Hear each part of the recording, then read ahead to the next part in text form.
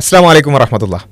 നമ്മൾ നാസ്തികരുമായി ബന്ധപ്പെട്ടുകൊണ്ട് പല വിമർശനങ്ങളും ഉന്നയിക്കുന്നതിൽ ഏറ്റവും പ്രധാനപ്പെട്ട ഒരു കാര്യമാണ് ഇവർ സമൂഹത്തിൽ വലിയ വിഭാഗീയത ഉണ്ടാക്കുന്നു. പ്രത്യേകിച്ചും സംഘപരിവാറിനോട് ചേർന്ന് നിന്നുകൊണ്ട് മുസ്ലിം വിരുദ്ധതയും അതുപോലെ തന്നെ വർഗീയതയുമെല്ലാം പ്രചരിപ്പിക്കുന്നതിൽ ഈ നാസ്തികരായ നിരീശ്വരവാദികൾക്ക് വലിയ പങ്കുണ്ട് എന്നൊക്കെ നമ്മൾ ആരോപിക്കാറുണ്ട്.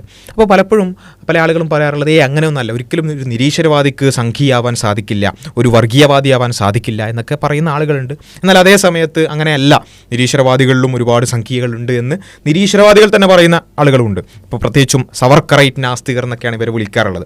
സവർക്കർ എന്ന് വി.ഡി. സവർക്കർ യഥാർത്ഥത്തിൽ ഹിന്ദുത്വ ആശയത്തിൻ്റെ ഉപജ്ഞാതാവാണ്. അതേപോലെ തന്നെ ഒരു നാസ്തികനായ, ഒരു ദൈവവിശ്വാസം ഇല്ലാതിരുന്ന ഒരു വ്യക്തി കൂടിയാണ്. അപ്പോൾ ഇങ്ങനെയുള്ള കുറേ സവർക്കറുകൾ നമുക്ക് ചുറ്റിലും ഉണ്ട് എന്നുള്ളത് നമ്മൾ പറയാറുണ്ട്. പക്ഷേ ഏതായാലും ഇങ്ങനെയൊക്കെ ആരോപണങ്ങൾ ഉണ്ടെങ്കിലും നമ്മളൊക്കെ വിചാരിച്ചിരുന്നത് ഇവർ ഒരു ആശയ പരിസരം ഒരുക്കുന്നിടത്ത് മാത്രമാണ് ഈ സംഘികൾക്ക് ചേർന്ന് നിൽക്കുന്നത്. എന്നുവെച്ചാൽ ഒരു മുസ്ലിം വിരുദ്ധമായ ഒരു പൊതുബോധം സൃഷ്ടിക്കുന്നതിൽ, മുസ്ലിങ്ങൾ പ്രശ്നക്കാരാണ് എന്ന് ഒരു പൊതുബോധം സൃഷ്ടിക്കുന്നതിൽ മാത്രമാണ് ഇവരുടെ ഒരു റോള് എന്നാണ് നമ്മൾ വിചാരിച്ചിരുന്നത്. പക്ഷേ ഇപ്പോൾ ഈ അടുത്ത് ഈ എസൻസ് ഗ്രൂപ്പൊക്കെ ഉണ്ടല്ലോ, ഈ സി രവിചന്ദ്രൻ്റെ എസൻസ് ഗ്രൂപ്പൊക്കെയാണ് പ്രത്യേകിച്ചും ഈ സംഘപരിവാർ നാസ്തികരായി അറിയപ്പെടുന്നത്. അപ്പോൾ നമ്മളിങ്ങനെ ആരോപണങ്ങളൊക്കെ ഉന്നയിച്ചപ്പോൾ ഇവർ ഒരു പരിപാടി സംഘടിപ്പിച്ചു. പരിപാടി സംഘടിപ്പിച്ചെന്ന് വെച്ചാൽ ഞങ്ങൾ സംഘികളല്ല, അല്ലെങ്കിൽ ഞങ്ങൾ സംഘപരിവാർ നാസ്തികരൊന്നും അല്ല എന്ന് പറയാൻ വേണ്ടിയായിരിക്കാം പരിപാടി സംഘടിപ്പിച്ചത്. പക്ഷേ അവസാനം അത് കേട്ടോക്കുമ്പോൾ എന്താ സംഭവം ചോദിച്ചാൽ നമ്മൾ വിചാരിച്ചതിനും അപ്പുറത്താണ് ഇവരുടെ സംഘീബന്ധം എന്നുള്ളത്. നമ്മൾക്ക് വിചാരിച്ചത് ഒരു ആശയപരമായി ഒരു പ്രതലം ഒരുക്കുന്നതിൽ, ഈ ഇത്തരത്തിലുള്ള ഒരു സാമൂഹ്യ അവസ്ഥ സൃഷ്ടിക്കുന്നതിൽ മാത്രമാണ് ഇവർക്ക് പങ്ക്, അല്ലാതെ നേരിട്ട് BJPക്ക് വേണ്ടി പണിയെടുക്കുക അല്ലെങ്കിൽ BJPക്ക് വോട്ട് ചെയ്യുക, അതിനെ ആഹ്വാനം ചെയ്യുക പോലുള്ള കാര്യങ്ങളൊന്നും ഇവർ ചെയ്യുന്നില്ല എന്നായിരുന്നു ഞങ്ങൾ തെറ്റിദ്ധരിച്ചത്. ആ തെറ്റിദ്ധാരണ തിരുത്താനും അത് നിങ്ങളെ അറിയിക്കാനും കൂടിയാണ് ഈ ഒരു വീഡിയോ. അപ്പോൾ ഏതായാലും നമ്മൾ വിചാരിച്ച പോലെയല്ല കാര്യം. ഇവർ BJPക്ക് വേണ്ടി വോട്ട് ചെയ്യാൻ ആഹ്വാനം ചെയ്തിട്ടുണ്ട് അത്രേ.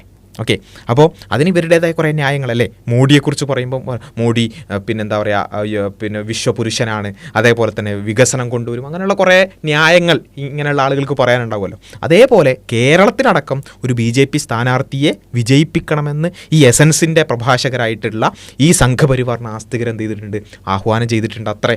അത് അവരെന്നെ ഞങ്ങൾ സംഖ്യകളല്ല എന്ന് പറയാൻ വേണ്ടി നടത്തിയ പരിപാടിയാണ്. അതിൽ അവരെന്നെ അത് പറയുന്നത് കേട്ടപ്പോഴാണ് ഇങ്ങനെയൊക്കെ സംഭവിച്ചിട്ടുണ്ടെന്ന് ഞങ്ങൾ പോലും അറിയുന്നത്. എനിക്ക് വേണമെങ്കിൽ 20 BJPക്ക് സപ്പോർട്ട് ചെയ്യണം, 20 പേർക്കും BJPക്ക് വോട്ട് ചെയ്യാൻ പറയാം. ഞാൻ പറഞ്ഞ ഒറ്റ ഒരു കാര്യമുള്ളൂ, നമ്മുടെ സംസ്ഥാനത്ത് ഇന്ത്യയിൽ ഏറ്റവും കൂടുതൽ അഭ്യസ്ത വിദ്യരായിട്ടുള്ള തൊഴിൽ രഹിതരുള്ള ഒന്നാമത്തെ സംസ്ഥാനമാണ് കേരളം. അപ്പോൾ എന്നെ സംബന്ധിച്ച് തിരുവനന്തപുരം പോലെ ഒരു നഗരം, ഒരു മെട്രോ നഗരമാകാൻ സാധ്യതയുള്ളൊരു നഗരം, അവിടെ വികസന പ്രവർത്തനങ്ങൾ കൊണ്ടുവരാൻ കഴിവുള്ള കപ്പാസിറ്റി ഉള്ള ഒരാൾ ഭരണപക്ഷത്ത് ആരുമില്ല, എല്ലാവരും പ്രതിപക്ഷത്തേക്ക് പോകുന്നതിൽ നല്ലത് ഒരാളെങ്കിലും ഭരണപക്ഷത്തുണ്ടെങ്കിൽ നമുക്ക് നമ്മുടെ കാര്യങ്ങൾ നേടിയെടുക്കാൻ അത്രയെങ്കിലും കഴിയില്ല. ഇവർ തന്നെ പറയുന്നു കേന്ദ്രം അവഗണിക്കുന്നു, കേരളത്തെ ഭയങ്കരമായിട്ട് ഒറ്റപ്പെടുത്തുന്നു, കേരളത്തിനൊന്നും തരുന്നില്ല. If we are not supporting in a way, അതായത് നമുക്ക് പറ്റുന്ന രീതിയിൽ ഏതെങ്കിലും ഒരു തരത്തിൽ നമുക്ക് ബെനിഫിറ്റ് ഉണ്ടാക്കാവുന്ന തരത്തിൽ എന്തെങ്കിലും, അതിനകത്തെ തന്നെ ഏറ്റവും ഒരു ബിസിനസ് ഫ്രണ്ട്ലി ആയിട്ടുള്ള അല്ലെങ്കിൽ അത്തരം കാര്യങ്ങൾ കൊണ്ടുവരാൻ കഴിയുന്ന ഒരാളെ പിന്തുണച്ചാൽ, ഇങ്ങനെയാണ് ഞാൻ എഴുതി, തിരുവനന്തപുരംകാർക്ക് ബുദ്ധിയുണ്ടെങ്കിൽ അങ്ങനെ പിന്തുണയ്ക്കുമെന്നാണ് എഴുതി. അതിൻ്റെ ഒരു വളരെ പേഴ്സണൽ ഒപ്പീനിയനാണ്.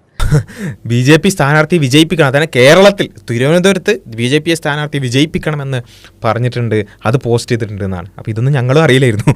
അപ്പോൾ സംഘപരിവാറിന് ആശയപരിസരം ഒരുക്കുക മാത്രമല്ല, അവരുടെ ആശയങ്ങൾക്ക് വേണ്ടിയുള്ള ഒരു ഗ്രൗണ്ട് ഒരുക്കുക മാത്രമല്ല, അവർക്ക് വോട്ട് ചെയ്യാനടക്കം ഇവർ പറഞ്ഞിട്ടുണ്ട് എന്നാണ്. അപ്പോൾ മാത്രമല്ല ഇവർ പറയുന്നത് വെച്ചാൽ ഒരു ഇസ്ലാം എന്ന് പറയുന്നൊരു പ്രശ്നം ഇവിടെ ഉണ്ട്. ഇവർ തന്നെ ഒരു വൈക്കോലുണ്ടേ ഉണ്ടാക്കും, ഒരു പ്രശ്നത്തെ ഉണ്ടാക്കും. ആ പ്രശ്നത്തെ പരിഹരിക്കാൻ എന്ന് പറഞ്ഞുകൊണ്ട്, പ്രത്യേകിച്ച് നമുക്കറിയാലോ ഈ ശശികലയുടെയൊക്കെ പ്രസംഗം മുമ്പ് കേട്ട ആളുകൾക്കൊക്കെ അറിയാം.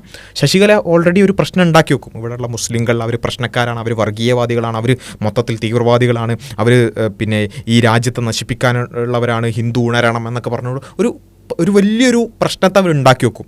എന്നിട്ട് എന്ത് ചെയ്യും, ഇതിന് പരിഹാരമായിക്കൊണ്ട് ഹിന്ദു ഉണരണം, ഇതിനു പരിഹാരമായിക്കൊണ്ട് നമ്മൾ സംഘടിക്കണം, ഇതിനു പരിഹാരമായിക്കൊണ്ട് നമ്മൾ എന്ത് ചെയ്യണം, ആയുധമെടുക്കണം. ഇതാണ് എല്ലാ ഇത്തരത്തിലുള്ള വർഗീയവാദികളുടെയും ഒരു പൊതുവായ രീതി എന്ന് പറയുന്നത്. അതുതന്നെയാണ് ഇവർക്കുള്ളത് അല്ലേ. ഇവർ പറയുന്നത് കാര്യം എന്താ വെച്ചാൽ ഇതിൽ രണ്ട് കാര്യങ്ങളുണ്ട്. പൊതുവിൽ പല ആൾക്കാരും പറയുന്നുണ്ട് ഈ നിരീശ്വരവാദികൾക്കിടയിൽ സംഖ്യകൾ ഉണ്ടാവുമോ എന്ന് ചോദിക്കുന്നവർക്കുള്ള ഒരു ഉത്തരവും ഇതിലുണ്ട്. മാത്രമല്ല ഇവരുടെയൊക്കെ ഒരു ന്യായം എങ്ങനെയാണ് ഒരേപോലെ ആകുന്നത് എന്നുള്ളതും ഇവർ തന്നെ വിശദീകരിക്കുന്നത് കേട്ടോളൂ. സംഘപരിവാരക്കാരല്ല, ഞങ്ങൾ BJPക്കാരല്ല, അല്ലെങ്കിൽ ഞങ്ങൾ സംഘപരിവാറായിട്ടൊരു ബന്ധമില്ല എന്ന് പറയാൻ വേണ്ടി നടത്തിയൊരു പരിപാടിയാണ്. എന്നാലും സംഭവം എവിടേക്കാണ് എത്തുന്നത് നമുക്ക് നോക്കാം. ഫേസ്ബുക്കിലൊക്കെ ഉള്ള സുഹൃത്താണ് ഞാൻ. പുള്ളിയോട് ചോദിച്ചു, പുള്ളി ഈ BJP സപ്പോർട്ടറാണ്. പുള്ളിയോട് ചോദിച്ചു, പുള്ളി പക്ഷേ നാസ്തികനുമാണ്. ഞാനപ്പോൾ പുള്ളിയോട് ചോദിച്ചു, നിങ്ങളുടെ ഈ എന്താണ് നിങ്ങൾ ഇങ്ങനെ നിൽക്കുന്നതിൻ്റെ കാര്യം, നിങ്ങൾ നാസ്തികനായ ഒരാൾക്ക് എങ്ങനെ ഈ BJP ആയിട്ട് ചേർന്ന് പോകാൻ പറ്റും? അപ്പോൾ ഒന്നാമത്തെ പുള്ളി BJP തന്നെ പരസ്യമായിട്ട് ഈ പറഞ്ഞ ജ്യോതിഷം, വാസ്തു, കൂടോത്രം ഇതിനെയൊക്കെ പരസ്യമായിട്ട് ഫേസ്ബുക്കിൽ എതിർക്കുകയും BJP-ക്കാരുടെ തന്നെ ശത്രുത പിടിച്ചു പറ്റുകയും ചെയ്ത വ്യക്തിയാണ്. ഞാൻ ചോദിച്ചു, ഇത് രണ്ടും അലുവയും മത്തിക്കറിയും പോലെ, നിങ്ങൾ നാസ്തികനാന്ന് പറയുന്നു, നിങ്ങൾ അവിടെ പോയി നിൽക്കുന്നു, അവർക്ക് വേണ്ടി നിൽക്കുന്നു, ബാറ്റ് ചെയ്യുന്നു, സോ ഇത് രണ്ടും ഒരു മാച്ച് ആവുന്നില്ല എന്ന് പറഞ്ഞപ്പോൾ പുള്ളി പറഞ്ഞത്, ഞാൻ ഇസ്ലാമിക അധിനിവേശത്തെ ഭയപ്പെടുന്നു. ഇസ്ലാമിക അധിനിവേശം ഉണ്ടായാൽ എന്നെ പൊളിറ്റിക്കലായി സംരക്ഷിക്കാൻ ഒരു നാസ്തികർക്കും സാധിക്കില്ല, അത് BJP-ക്ക് മാത്രമേ കഴിയൂ, അതുകൊണ്ട് ഞാൻ BJP-ക്ക് ഒപ്പം നിൽക്കുന്നു എന്നാണ് പറഞ്ഞത്. അത് അല്ലെങ്കിൽ പ്രവീൺ അത് ക്ലിയർ ആയിട്ട് എൻ്റെ ആ ഫിയറിനെ മാറ്റാനുള്ള ലോജിക്കലായിട്ടുള്ള ഒരു എക്സ്പ്ലനേഷൻ തരാൻ സാധിക്കും. ഇവിടുത്തെ ബാക്കി പാർട്ടികളൊക്കെ മതേതര പാർട്ടിയാണെന്നും അവര് ഇവിടുത്തെ മതേതരത്തെ സംരക്ഷിക്കുമെന്നും ഉറപ്പ് തരാൻ ലോജിക്കലി സാധിക്കും, വിത്ത് എവിഡൻസ് തരാൻ സാധിക്കുമെങ്കിൽ ഞാൻ നിങ്ങൾ പറയുന്നത് കേൾക്കാന്ന് പറഞ്ഞു. അപ്പോൾ ഞാൻ പറഞ്ഞു ശരിയാണ്, എനിക്ക് അതിനൊരു ആൻസർ പറയാൻ പറ്റിയില്ല, ടു ബി ഫ്രാങ്ക്. അതിന് ആൻസർ ഒന്നുമില്ല. കാരണം എന്താ, അത് ഇസ്ലാം എന്ന് പറയുന്നൊരു പ്രശ്നമുണ്ട്. ഇസ്ലാം അധിനിവേശം നടത്താൻ പോകണം. കേരളത്തിൽ, ഇന്ത്യയിലൊക്കെ ഇസ്ലാം അധിനിവേശം നടത്താൻ പോകണം. അപ്പോൾ അവിടെ സംരക്ഷിക്കാൻ ശശികല ഹിന്ദു ഉണരണം എന്നൊക്കെ പറഞ്ഞ മാതിരി എന്തെങ്കിലുമൊക്കെ ചെയ്തേ പറ്റുള്ളൂ. അതിൻ്റെ പൊളിറ്റിക്കലി സംഘപരിവാറാണ് അതിനുള്ള വഴി എന്നുള്ളത്. അത് പറയുമ്പോൾ അതിന് ലോജിക്കലായി അതിനെ എതിർക്കാൻ എൻ്റെ കയ്യിൽ ന്യായങ്ങളൊന്നുമില്ല. വളരെ നിഷ്കളങ്കമായിട്ടുള്ള സംഘീനാസ്തികരാണ്. അപ്പോൾ ഏതായാലും ഇത് സംഘപരിവാരല്ല എന്നൊക്കെ പറയാൻ വേണ്ടി നടത്തിയിട്ടുള്ള ഒരു പരിപാടിയിൽ അവർ തന്നെ പറഞ്ഞിട്ടുണ്ട്, ഞങ്ങൾക്ക് BJP-യുമായി സംഘപരിവാറുമായിട്ട് ബന്ധമുണ്ട് എന്നുള്ളത്. ഇത് മാത്രമൊന്നുമല്ല, ഈവൻ ഏതുവരെയും ചോദിച്ചാൽ ഇവരിൽ തന്നെ പെട്ട വേറൊരു ഒരു ജാമിദ എന്ന് പറയുന്ന ഒരു വ്യക്തി, അവർ പറഞ്ഞതെന്ന് വെച്ചാൽ ഈ BJP-യും ഇന്ത്യ സഖ്യവും തമ്മിലുള്ള ആ ഒരു കോൺഫ്ലിക്റ്റ് എന്ന് പറയുന്നത്, അല്ലെങ്കിൽ ആ ഒരു ഇലക്ഷൻ എന്ന് പറയുന്നത് ഇന്ത്യയും പാകിസ്ഥാനും തമ്മിലുള്ള ഒരു ഇലക്ഷനാണ്, അല്ലെങ്കിൽ ഇന്ത്യയും പാകിസ്ഥാനും തമ്മിലുള്ള ഒരു പോരാട്ടമാണ് അവിടെ നടക്കുന്നത്. അതിൽ ചരിത്രത്തിൻ്റെ കാവ്യനിധി എന്ന രൂപത്തിൽ എന്ത് ചെയ്തിട്ടുണ്ട്, നരേന്ദ്രമോദി തിരിച്ചു വന്നിരിക്കുന്നതൊക്കെ പറഞ്ഞുകൊണ്ട് അഭിമാനം കൊള്ളുകയാണ്. ആര്? നിരീശ്വരവാദികൾ. അപ്പോൾ ആർക്കെങ്കിലും സംശയം ഉണ്ടെങ്കിൽ നിരീശ്വരവാദികൾക്ക് BJP ആവാൻ പറ്റുമോ, നിരീശ്വരവാദികൾക്ക് സംഘിയാവാൻ പറ്റുമോ എന്ന് ആർക്കെങ്കിലും സംശയം ഉണ്ടെങ്കിൽ ഉത്തരം ഇതാണ് ഇവരെ സംബന്ധിച്ചിടത്തോളം ഈ രൂപത്തിൽ പച്ചയായി സംഘപരിവാർ ആശയങ്ങൾ പറയുന്ന അവസ്ഥയിലേക്ക് ഇവരെത്തിയിട്ടുണ്ട്. പ്രധാനമായിട്ടും ഈ തെരഞ്ഞെടുപ്പ് നടന്നത് ഈ രാജ്യത്തിനകത്തായിരുന്നു. ഒന്ന്. രണ്ട്, രാജ്യത്തിനു വേണ്ടി ഒരു വിഭാഗവും പാകിസ്ഥാനു വേണ്ടി മറുവിഭാഗവും, അതായത് രാജ്യസ്നേഹികളും രാജ്യവിരുദ്ധരും തമ്മിലുള്ള പോരാട്ടമായിരുന്നു നടന്നത്. അതിൽ രാജ്യസ്നേഹത്തോട് കൂറുള്ളവർ ഈ രാജ്യം ആരുടെ കയ്യിലാണ് ബഹുസ്വരതയിൽ നിലനിൽക്കേണ്ടത് എന്ന് ചിന്തിച്ച ആളുകൾ BJP-യെ വിജയിപ്പിച്ചു. മറുവിഭാഗം വീണ്ടും ഈ രാജ്യത്തെ ഒരു 70-80 വർഷങ്ങളിലേക്ക് പുറകിലേക്ക് അടിക്കാൻ തൽപരനായ ആളുകൾക്ക് വോട്ട് ചെയ്ത് വിജയിപ്പിച്ചു. എന്തായിരുന്നാലും ഈ രാജ്യം മുന്നോട്ട് തന്നെ കുതിക്കും. അത് ചരിത്രത്തിന്റെ സത്യമാണ്, കാലത്തിന്റെ സത്യമാണ്. കാലത്തിന്റെ കാവ്യനീതി എന്ന വണ്ണം മൂന്നാമതും നരേന്ദ്രമോദിയിലേക്ക് തന്നെ ഈ ഭാരതത്തിന്റെ കടിഞ്ഞാണെത്തുന്നതിൽ സന്തോഷം. നന്ദി.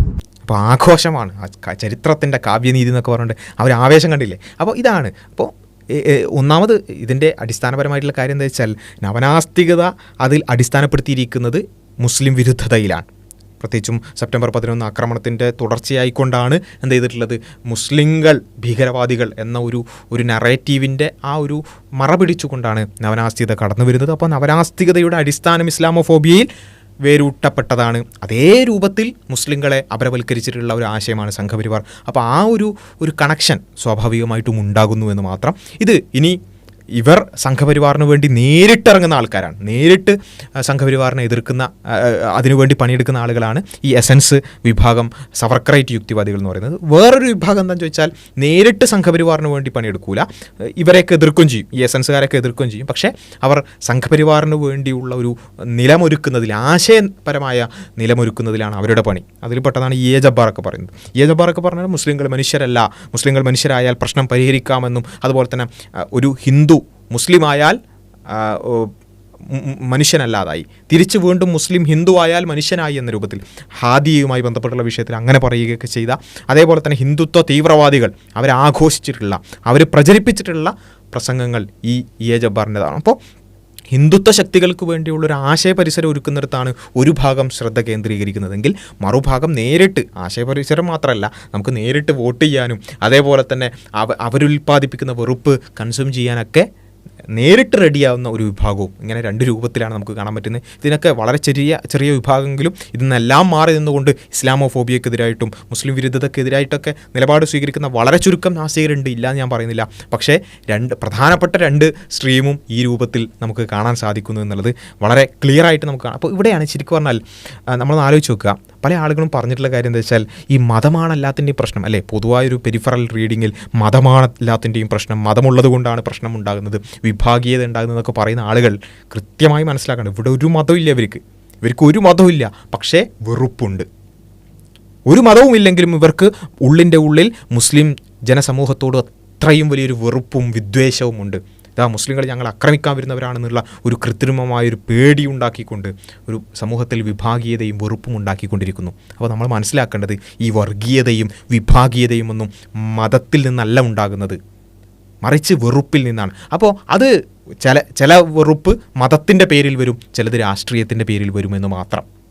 അപ്പോൾ ഇതിനൊക്കെ പൊളിറ്റിക്കലി അതിനുള്ള കാരണങ്ങൾ അന്വേഷിക്കുകയും അത്രയും കോംപ്ലക്സ് ആയിട്ടുള്ള അത്തരം കാര്യങ്ങളെക്കുറിച്ച് പഠിക്കാൻ ശ്രമിക്കുകയും ചെയ്യുന്നതിനപ്പുറത്ത് ഒക്കെ മതത്തിൻ്റെ പ്രശ്നമാണ്, മതം ഉള്ളത് കൊണ്ടാണ് വിഭാഗീയത ഉണ്ടായത്, മതമുള്ളത് കൊണ്ടാണ് ഇവിടെ തമ്മിൽ തല്ലുണ്ടാകുന്നത് എന്ന് ചിന്തിക്കുന്നതിനപ്പുറത്ത് കൃത്യമായി കാര്യങ്ങളെ വിലയിരുത്താൻ നമ്മൾ തയ്യാറാവണം. പല ആളുകളുടെയും പെരിഫറൽ റീഡിങ് തകർക്കാൻ പോകുന്ന ഒരു കാര്യമാണിത്. മതം ഒരു മതവും ഇല്ല ഇവർ മതം വേണ്ടാന്ന് പറയുന്ന ആൾക്കാരാണ്, ഇവർ ദൈവമില്ല എന്ന് പറയുന്ന ആൾക്കാരാണ്. എന്നിട്ടും ഇവർക്ക് എന്തുകൊണ്ട് ഇത്രയും വലിയ വെറുപ്പ് ഉൽപ്പാദിപ്പിക്കാൻ സാധിക്കുന്നു, ഇത്രയും വലിയ വെറുപ്പ് ഛർദ്ദിക്കാൻ സാധിക്കുന്നു? അതിനൊറ്റ ഉള്ളൂ, അത് മതമല്ല ഇതിൻ്റെ എല്ലാത്തിൻ്റെയും കാരണം എന്നുള്ളതാണ്. ചില ആളുകൾ മതത്തെ ഉപയോഗിക്കുന്നവരുണ്ട്, മതം ഉപയോഗിക്കാതെയും. അല്ലേ, ഞാൻ നേരത്തെ പറഞ്ഞ പോലെ സവർക്കർ ഒരു നാസ്തികനായ നിരീശ്വരവാദിയായ ഒരു മനുഷ്യനാണ്. അദ്ദേഹമാണ് ഇന്ത്യയെ ഇത്രയും വലിയ ഒരു അപകടത്തിലേക്ക് തള്ളിവിടുന്ന സംഘപരിവാർ ആശയത്തിൻ്റെ വേര് സവർക്കറിലേക്കാണ് ചെന്നെത്തുന്നത്. അപ്പോൾ ഏറ്റവും വലിയ ഒരു ഹൈന്ദവ തീവ്രവാദം അല്ലെങ്കിൽ അത്തരത്തിലുള്ള ഒരു ആശയം നിർമ്മിച്ചത് ഒരു ദൈവനിഷേധിയായിട്ടുള്ള മനുഷ്യനാണ്. അവിടെയാണ് നമുക്കിതിൻ്റെ എല്ലാം വേര് പല രൂപത്തിൽ മൾട്ടി ഫാക്ടറിയലായി കിടക്കുന്നതാണ് എന്ന് മനസ്സിലാക്കുകയും ഇത്തരം വെറുപ്പിനെതിരെ എല്ലാ നിലക്കും നിലപാടുകൾ സ്വീകരിക്കാനും നമുക്ക് സാധിക്കേണ്ടതുണ്ട്. ഇൻഷാ അല്ലാഹ് കൂടുതൽ കാര്യങ്ങൾ നമുക്ക് മറ്റ് വീഡിയോകളിൽ ഡിസ്കസ് ചെയ്യാം. അസ്സലാമു അലൈക്കും വറഹ്മത്തുള്ളാഹി.